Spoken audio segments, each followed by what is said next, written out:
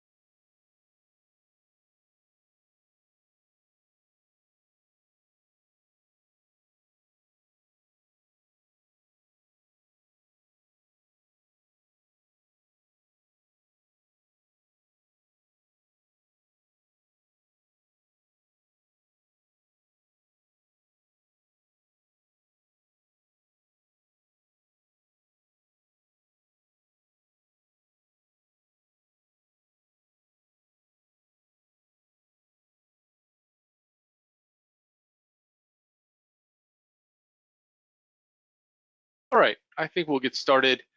Still have some folks trickling in, but we'll get going on this. So this is a webinar Implan for libraries. Level up your campus offerings with an institutional license. My name is Bjorn Markussen. I am the academic divisional director here at Implan and an economist. I'll be walking you through an Implan and its application to libraries. I'm going to really focus today on applications and to the broader library system and how Implan can fit into a library collection for colleges and universities. We are going to go through an example of a research question and how to approach it with Implan as well. Feel free to have any questions. If you have a question, we like to keep these interactive. The presentation will likely take close to 50 minutes, so that we ask if you do have a question related to today's topic, please utilize the question box on GoToWebinar. Our team will do our best to monitor that question box throughout the presentation. If you think you might want to ask a question, just make sure you have your control panel open by hitting the orange arrow in the upper left portion of the pop-out window. At the conclusion of the presentation, if we do not get to answer your question within this time frame, we'll make sure to personally follow up with everyone to provide a response. So what will folks learn today? Today, we're going to go over a number of topics. First is what types of data analysis and modeling tools are included in Implan. Also, how Implan can empower your faculty, staff, and students to better understand regions and their economies. We'll use Implan to explore a question that has regional economic implications. And then we'll finish by talking about how Implan fits into the collection of a university or college library. So to get started, what is Implan? I'm sure a number of you have been referred to this webinar by faculty at your institution. So I want to set this up and let you know a little bit about Implan. Implan has a couple of key qualities that are essentially two heads of the same coin. When it comes to regional economic data, Implan is a centralized platform for exploring, manipulating, and exporting usable value-added data without a need to reformat, recalculate, or merge data from multiple sources. This is data that is built by economic modelers, cleaned, and then harmonized using published methodologies. The other piece of it is the economic modeling application. The Implan model is where we made our name. It's a regional economic model that is built for general use. You don't need to be an economist to build a methodologically sound model, but if you want to dig into the details and have the data to do so, you can customize this model in myriad ways. So this customizability and transparency in methodology is one reason why academics at hundreds of colleges and universities trust Implan and use it in their teaching, research, and outreach. I like to joke that Implan is a 40-year-old startup, but it's kind of true. We started as a project of the U.S. Forest Service in the 1970s, looking at the economic impacts of forestry and forest uses. We then moved to the University of Minnesota, became the Minnesota Implan Group as a part of the Applied Econ department there. In the late 90s, we released the first generally available version of our signature Implan model. This was a desktop application, and it's been used by faculty, consultants, private business, and really all levels of government, from local to federal. We've now fully migrated to the cloud, which has allowed us to expand our data offerings, and it's also what's really made this institution-wide licensing possible. So we may be new to the library space, but we're a long-used resource for researchers and decision makers across the country. Before I jump in and show some Implan highlights, I want to start with a really broad question about a current economic event. And while I'm talking about how I would approach the question with Implan, I want you to think about how your students and faculty at your institution would go about investigating this same question with the resources you currently offer. So I'm going to start with just a newspaper article and go from there. So headline from last week from the New York Times, here's 3 plants where the United Auto Workers strikes are happening.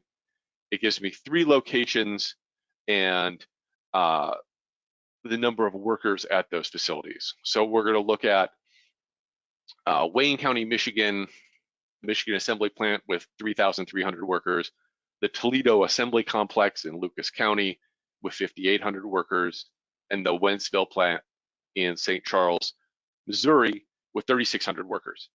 And the question is, what are the effects of a shutdown of these 3 auto plants spread across 3 states in the Midwest, right? I see the headline, I want to know, what does this mean? Who's affected? Where are these effects felt? What are the magnitude of these effects? Why do these effects propagate across space the way they do? And I'm going to show you how you can use Implan to get to some of these questions. So now I'm going to switch over to the application. And I'm going to start with our data library. And I'm going to start thinking about the industry itself. So I'm going to go to our industry compare dashboard. I'm going to pick a series of states. So I'm going to look at Illinois, Indiana, Michigan, Missouri. We'll round it out with Kentucky, and then Ohio. I want to look at the light truck sector. So I'm going to look at light trucks, and I want to know about output. What is the value of the product that is being produced at these facilities across this region? This industry compare database is pulling from our Implan SQL databases. So it's the same data that's used in our economic impact modeling tool. But what we're seeing here is we're seeing it in a couple of different ways. We're seeing it first across time. So we're looking at production in each of these states between 2001 and 2021. We're seeing it geographically. So where are light trucks being produced and sold? And we can see the highlighted locations around Detroit, in Indiana and Kentucky, Toledo, and then parts of Missouri. And then we have an industry table as well. So the value of these outputs in various regions. Now, I have a number of options I can use to look at and understand more about this industry. So first of all, I can see that there's essentially little to no light truck manufacturing in Illinois. So I can drop this from my analysis. I can then take a look at something like total employment. So if I want to know how many workers are there in these industries in these regions, and I can see again these trends over time. What do I see? I see there's variation between the states, but we see a general downward trend in employment until around 2010, and then an upward trend or a leveling off in employment count since then. I can also look at employee compensation. So if I look at average employee compensation, that is total employee compensation divided by number of workers, I can see another trend that's almost inverse, right? So upward trends in average employee compensation until around 2008, 2009, the financial crisis, and then a dropping off of that average employee compensation since then. And this is just the start of what I can start digging into to understand more about this industry in these regions. I can also dig into information about the commodity itself. So if I want to know, for example, this is an interesting industry, I want to know more about foreign exports. So I'm going to look at the same geographic region. I'm going to actually pick the counties instead. I can look at Wayne County, Michigan. I can look at Lucas County, Ohio, and I can look at St. Charles County in Missouri. And I want to look at light truck. And I want to look at foreign exports. So what are we seeing in terms of foreign exports in these three counties over time? We're seeing a general consistency up until about 2014, and then a jump, and then significant variation around that period. So for me, this piques my interest. Something happened in 2014 in terms of export volume of light trucks. And it wasn't just one particular plant with one particular company. We're looking at a broad-based spike in that export capacity. And so this would drive me to look to other sources, right? What sort of, was there a policy change? Was there some sort of trade agreement that occurred in 2014 that could account for this increase in exports? The next thing I want to do is ask some questions, more questions about the region itself. So I'm going to go to our demographics tab. And let's say I want to know more about Lucas County. So I want to know more about Lucas County, Ohio. So I'm going to pull up some demographic information. And so the demographic information available in Implan's data library is sourced from the US Census. All of our data is federally sourced. And our data sources are available on our support site.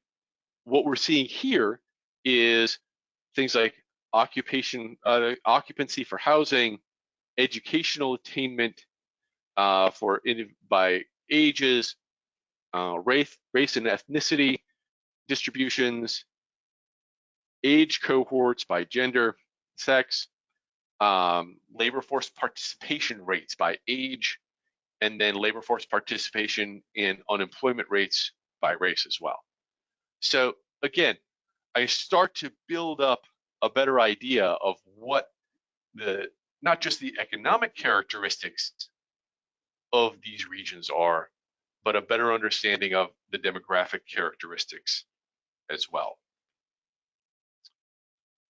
So let's think more about not just the economic part of it, but the employee or worker part of it. I want to look at some occupation data. So I'm going to go to our occupation area to learn a little bit more about the types of jobs that we're looking at in these regions. So what I'm going to look at here is I'm going to look at Ohio, and then I'm going to look at Lucas County, and I'm going to look at light truck. And I want to get a better understanding of the types of jobs that exist in this sector. So the largest occupation code, which is a standard federal occupation code, is 51-2000, which is assemblers and fabricators, which is not surprising given that we're looking at an assembly plant. We also have metal workers, engineers, material moving, material recording and scheduling. And what we can see is not just that employee count in terms of wage and salary employment, but the total wage and salary income, the hours worked, the supplements, which are your benefits. So we can start to get a better understanding of the types of jobs in this industry, in this region. What I'm looking at here is an occupation level of minor. I can dig into a more detailed level as well.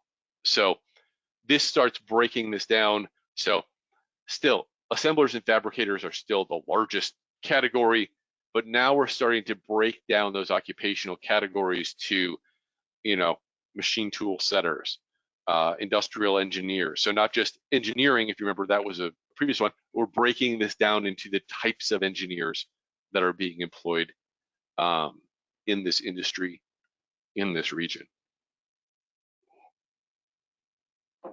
I can also compare this over space. Hold this up ahead of time. And what I'm looking at here are this occupation area compare. I can look at average wage and salary income. So what does that wage and salary income look like for assemblers and fabricators in the 3 counties that we're looking at? So I'm kind of diving in a little bit deeper than just compensation for workers in this industry. I'm looking at average wage and salary income for a specific occupation in these 3 counties in this industry. So I can look at something like wage and salary income. I can look at average supplement. So again, this is that benefits. So how are the benefits changing? Very similar structure. And then we can also look at hours worked. So what do those hours worked look like? And so here we're seeing a different change, right? So previously those wages were volatile, but relatively flat.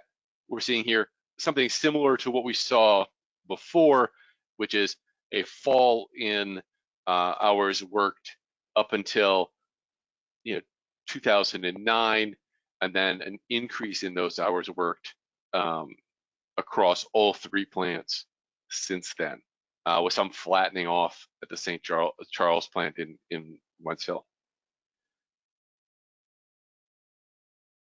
So we can also learn more about these occupations. Let's say I want to know more about assemblers and fabricators and what do these competencies look like? Oh, that's not what I wanted. Competency. What I can do here is I'm going to keep it simple. I'm going to look at Ohio, look at Lucas County, I'm going to keep it in light truck, and then I'm going to keep the occupation to assemblers and fabricators. And what we're pulling here is ONET data, which looks at the skills, ability, knowledge, and training that for particular occupations. So if we're looking at assemblers and fabricators, what types of abilities do they need? Well, we're looking at manual dexterity, finger dexterity, near vision. When we're looking at knowledge, what types of knowledge do we need? That's production and processing, mechanical knowledge, computers and electronics. What types of skills do they need? Coordination, quality control analysis. And then we can look at things like education required. So what are the levels of education required for these particular jobs? Essentially, high school diploma or equivalent for the vast majority of them. The work experience required, this is an entry-level position, right? So 38% of these jobs have a work experience requirement of none. And almost all of them are less than a year or less of experience is required. And this is then supplemented by on-the-job training. So on-the-job training takes looks like in average about between a month to a year of training, gets that full training complement for these types of occupations. And these will vary, right? So these vary by occupation. The skills, knowledge, and abilities for assemblers and fabricators is different than engineers, is different than material movers. And so you can start to dig into the types of characteristics that are associated with these jobs in this industry, and to better understand the context of what's happening with the plant shutdown. Now that we know a little bit more about the industry and the regions, I want to look at the effects of some change. So now I'm going into the economic impact tool for Implan.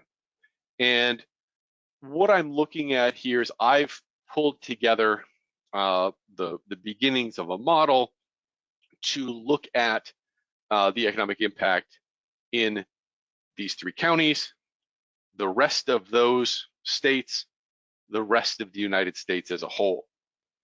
One thing that I want to do is to confirm some of these values. If I look at the region details for Lucas County, I can dig into the underlying data and get a better idea of what is going on in this region. I can, let's just scroll down here, the output. So light truck manufacturing, it's about 6,000 jobs. We had listed in the New York Times article 5,800. So that's pretty much right on. And then I can also look at some supply chain information as well. So if I want to know what types of inputs are being used in light truck manufacturing, I can do that here. So Implan has built out, and really an input-output model, which is the type of model that Implan uses to measure economic impacts, really is measuring supply chain effects back through the production process. So what we're seeing is the largest expenditure in the production, in the assembly process, is motor vehicle seating and trim. And then we've estimated a regional purchase coefficient, how much of that is produced in Lucas County. In this case, none of it.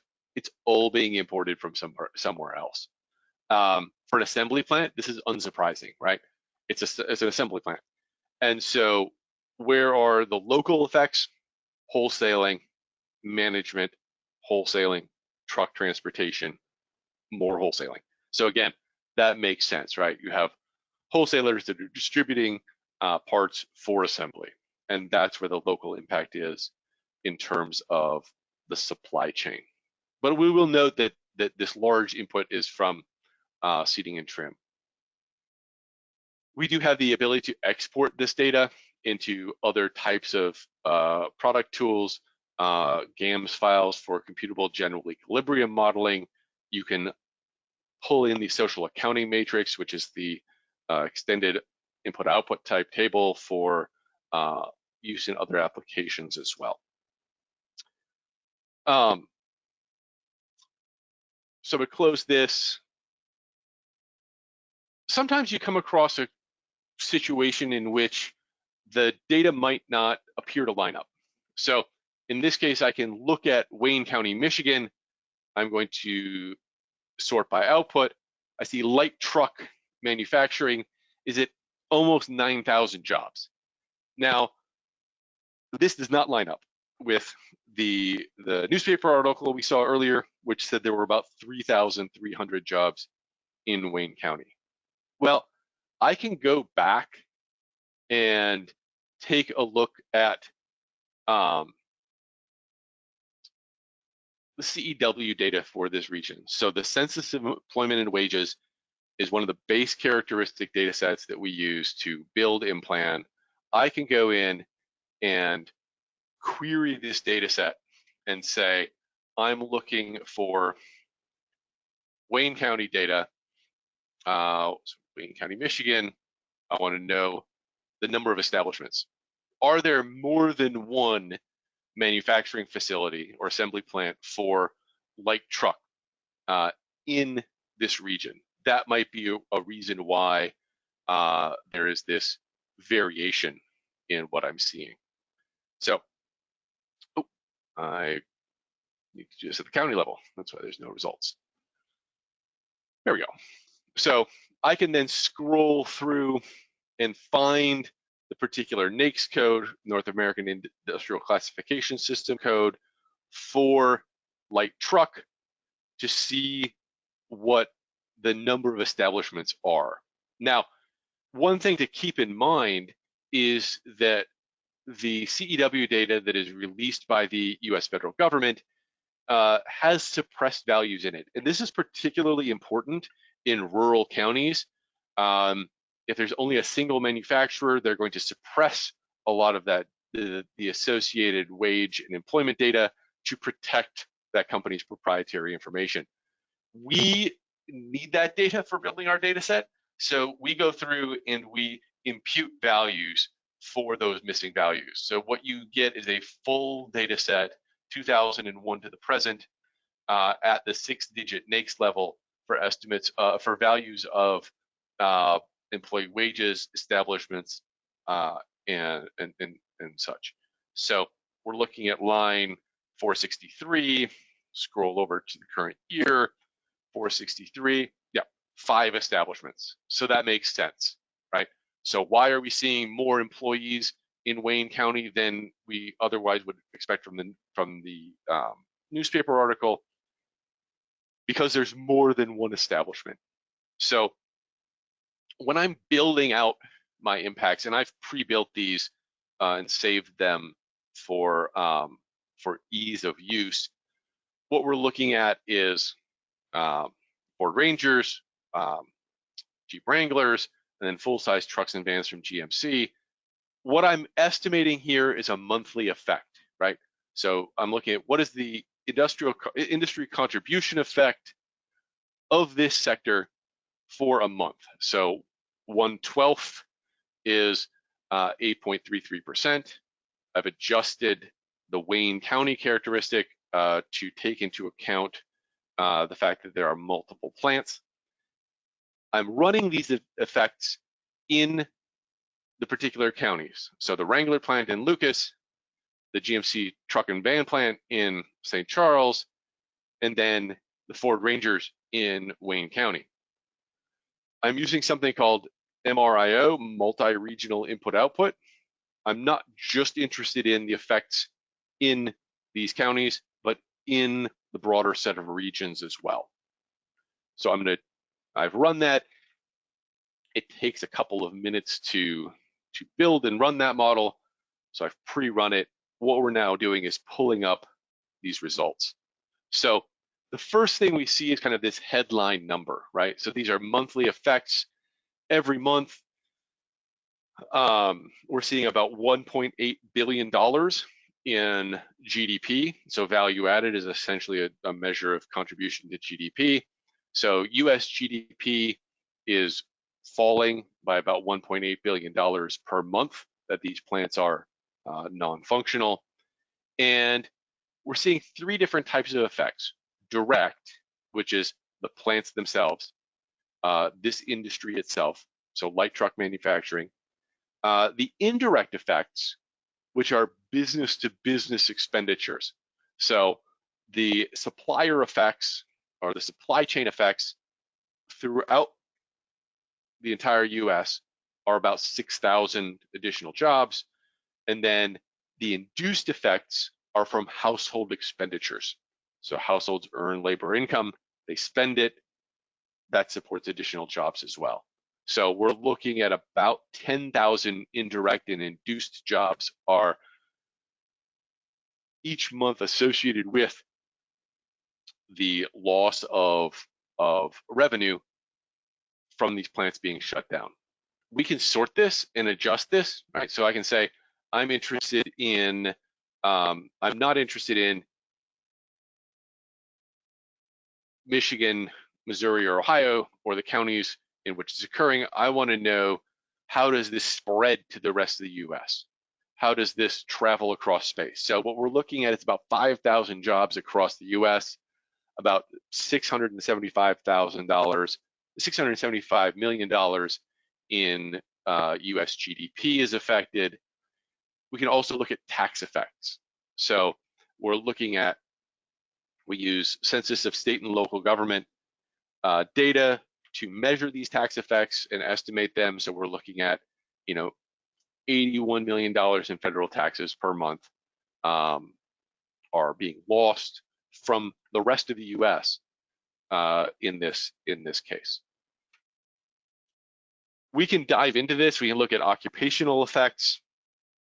We can look at particular employment effects. I want to know what types of industries are affected in the rest of the U.S.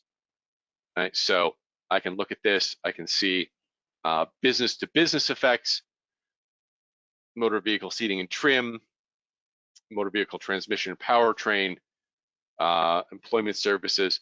Those are the business to business supply chain effects. I can also sort this for induced effects. So household spending. Where do households spend their money? They spend it on medical care. They spend it on restaurants, housing, and retail. And that's what we're seeing here. So these are the types of jobs that are affected nationwide from these broader supply chain effects. I can also look at environmental effects. So if I want to look at greenhouse gas effects, we work with the EPA to match our industry codes with the industry codes that the EPA uses in their environmentally extended input-output model. And this gives us the capacity to measure effects on carbon dioxide emissions, methane emissions, specific types of greenhouse gases. So again, we can start broadening this analysis beyond just the direct economic effects and into environmental effects. We can look at specific occupational effects. We can look at public finance with tax effects. And so this isn't just about measuring the impact of a specific event in a specific place, but it allows you to better understand the broader effects of an event across space. One thing that I did want to look at was I saw that earlier there was the key piece of an input to the manufacturing process was seats and trim. So let's see where this is coming from. So I'm going to set a destination county of, we'll just keep it Lucas County. Lucas County, Ohio. I'm interested in seating and trim, and it was a very expensive piece of the process. So I'm looking at all trade greater than $10 million. So where is Lucas County importing seating and trim from? And this is what we, so Implan uses a double constrained gravity model to estimate these trade effects. I can see it on the map. We're looking at from parts of Michigan, but a significant portion of it is coming from Elkhart, Indiana. So Elkhart, Indiana apparently produces a lot of motor vehicle seating and trim.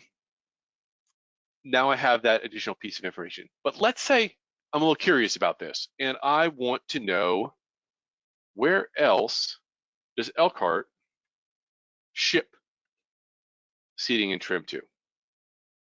So I'm gonna lessen the threshold a little bit to see a broader span. So Elkhart, Indiana ships and manufactures, produces and ships seating and trim all over the United States. So Elkhart is connected into the manufacturing process of motor vehicles through seating and trim in a large number of ways. So we're looking at reaching into Georgia, Carolina, Texas, major trading partners, Wayne County, Michigan, Allen County, Indiana, Lucas County, Ohio, Alameda, California. So this is the Tesla plant out in California. So a broad range of different manufacturing locations for that use motor vehicle seating and trim. Now I can get even more detailed. So I can choose this Explore from Here feature, and I can use Explore from Here from any of the tables in the data library. So let's say I want to expand this. I want to not just know seating, I want to know more about Elkhart, Indiana's production and trade in general. So I want to know all of the types of commodities that Elkhart ships throughout the country. So right now, my row limit has been reached. I can't view them all here. I can download this. So I can download this into a CSV file. I can make it a nice, clean, unformatted table. I can download it. I can open this up in Excel, and now I have data that I can use showing all of the different commodities that Elkhart is shipping across the country. Say that. So again, it gives me a deeper and richer understanding of the trade and economy across the US and how it's affected and tied into this particular event. All right, so I want to revisit that question from earlier, which is how would students and faculty at your institution go about investigating these plant closures with the resources that are currently in your collection? If you're like most institutions, they would need to access multiple federal data sets, make sure those data sets are cleaned up and harmonized, and then they'd have to use multiple tools, spreadsheets, GIS, other computational programs to produce the data we've just accessed in the last 30 minutes. They would also need to understand how to process these data and present them. And that's even before they think about using their analytical skills to make sense of it. Implan is a regional economic data platform and modeling application that puts analysis-ready data and models into users' hands so they can use their knowledge and skills to better understand the world around them. We've taken the first step of turning data into information. Now it's ready for analysis. We've been doing this for 40 years, and it takes us months to build out each year's data set and the models associated with them. This is time that your students and faculty don't need to spend doing the same thing. They can save that time get right to the strength of their capabilities, which are research and analysis. In addition to research, being analysis ready means that Implan fits well into existing courses across campus. So currently we have a number of folks teaching with Implan. More than 25 colleges and universities use Implan in their curriculum for teaching specifically. These are in diverse disciplines. It's not just economics. We're talking about urban planning, policy institutes, business, business schools, marketing programs, engineering, and these are both graduate and undergraduate courses. We also provide classroom support. Implan in the Classroom has nearly 4 hours of Implan training videos to get you up to speed and understand how to use Implan and how to maximize your capabilities with it.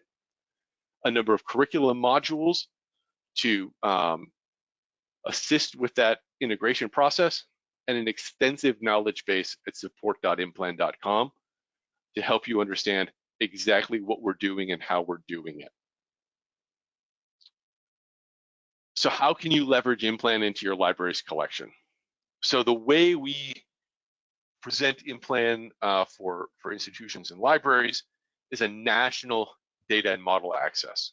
So every state, county, congressional district, zip code data is included in this license. It's a full campus license. So all campus students, faculty, and staff.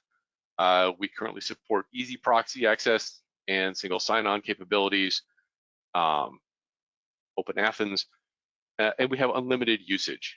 And what I mean by that is we're not limiting this in terms of number of concurrent users, number of model builds. This is a true full campus license access. In addition, we have an excellent support team, and you'll have an assigned support contact and an experienced onboarding team to help you get the most out of your campus Implan license. So questions, I think we have a couple of minutes. If there are any questions that came through, Candy or Michael, did we have anything?